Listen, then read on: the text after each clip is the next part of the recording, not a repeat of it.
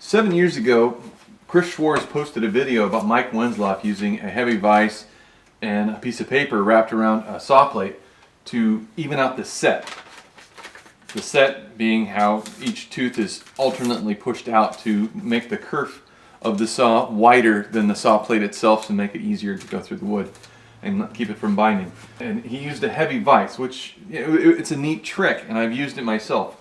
But the problem with it is that not everybody has a heavy vise, and if your vise jaws are kind of rough, then you'll need some lapping steel plates to stick in there so that you don't mar up your saw plate.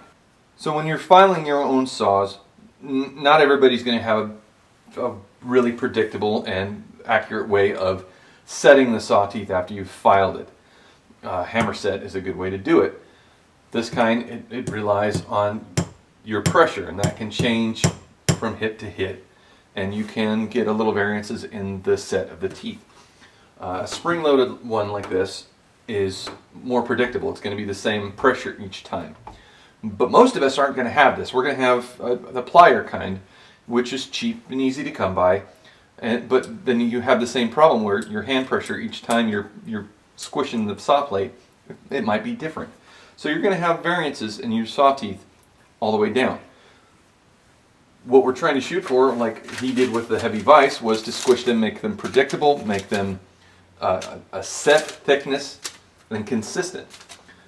A way that I came up with to do that is the same idea. It's using the paper, but not the vise.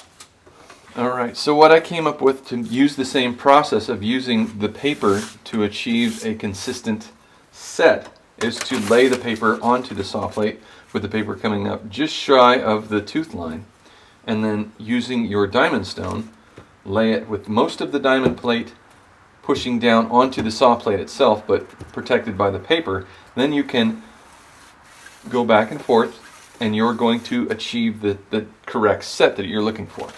Another way, if you have a dedicated diamond stone that you're using for just setting the teeth, and you know the thickness of your tape is exactly what you're hoping for, tape it off and it'll achieve the same thing.